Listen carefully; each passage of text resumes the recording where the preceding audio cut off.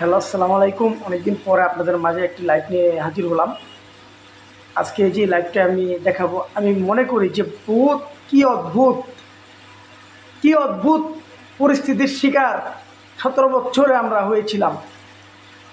যে যার যার নিজের সে যার নিজের ভালো সে বুঝে না, যে ছিল গণবাহিনীর প্রধান, যে ছিল ভারতীয় দালাল রাজাকার সন্ত্রাসী, সে বলে আমাদের শহীদ প্রেসিডেন্ট জিয়া রহমান যে বাংলাদেশে জন্ম দিয়েছে, যার জন্ম না হলে, যে স্বাধীনতা ঘোষণা না দিলে চট্টগ্রাম কালুরঘাট ময়দান থেকে বাংলাদেশের জন্ম হতো না, তাকে নিয়ে সে মন্তব্য করে। সে বলে জিয়া রহমান না থাকলে, জিয়া রহমান কে ছিল সে নাকি জানে না।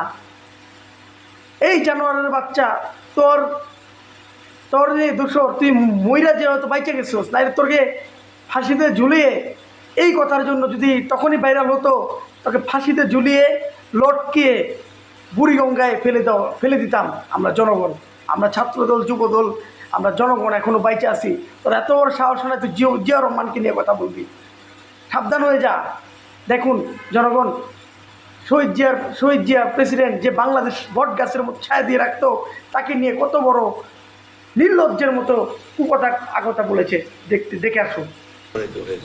জিয়াউর রহমানের নামে একটা লোক আছে, আমি তোফায়েল আহমদ জানতাম না। আমরা যখন 1969 গণ অভ্যুত্থান করি, তখন জিয়াউর রহমানের নামও ছিল। এবং বঙ্গবন্ধু যখন 26শে মার্চ স্বাধীনতা ঘোষণা করেন, তখন জিয়াউর রহমানের কোনো মানুষ হিসেবে আমরা জানতাম না। আমি যদি বলি যে জিয়াউর রহমান যদি চট্টগ্রামে না থেকে যদি পাকিস্তানে থাকতো অথবা ঢাকা থাকতো, তিনি পাকিস্তানের পক্ষ অবলম্বন করতেন। কারণ তিনি স্বাধীনতা বিশ্বাসী ছিলেন না। তার বড় প্রমাণ, সংবিধানকে তিনি তছনছ করেছেন রাষ্ট্রীয় ক্ষমতা দখল করে, 4টি মূলনীতিকে তছনছ করেছেন। আমরা যারা সেকুলার রাজনীতি করেছি, অসাম্প্রদায়িক রাজনীতি, সেখানে সাম্প্রদায়িকতা এনে ধর্মভিত্তিক রাজনীতি নিষিদ্ধ ছিল, সেটা তিনি চালু করেছেন।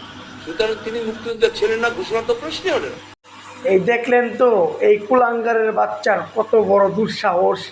এই বাংলাদেশের 17 কোটি জনগণের বাপ মা বট গাছকে সে অপমান অপদস্থ করে কথা বলেছে। যার জন্ম না হলে, শহীদ প্রেসিডেন্ট জিয়া রহমানের জন্ম না হলে এই বাংলাদেশ আজকে স্বাধীনতা ভোগ করতো না। তার সম্পর্কে সে নাকি চিনে না।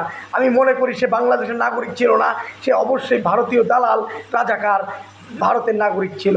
আমি সরকারের কাছে কেন এই প্রশ্নটা থাকবে, কেন তাকে বাংলাদেশের মাটি দেওয়ার ব্যবস্থা করা হলো, কেন তাকে সম্মাননা প্রদান করা হলো? আজকে 17 বছর যে জুলুম অত্যাচার মানুষের উপর করে গেছে, এই প্রশ্ন থাকবে সরকারের প্রতি। নমনীয়তা দেখালেই, ভদ্রতা দেখালেই তার দাম থাকে না। আমি বলতে চাই, এরপরও আপনি নমনীয়তা দেখার কোনো সুযোগ নেই। নিষিদ্ধ দলকে মুগুরের বাড়ি নিচে রাখতে হয়, পায়ের নিচে রাখতে হয়, কখনো মাথা উঠাইতে নাই। সতর্ক থাকবেন। ধন্যবাদ। আসসালামু আলাইকুম।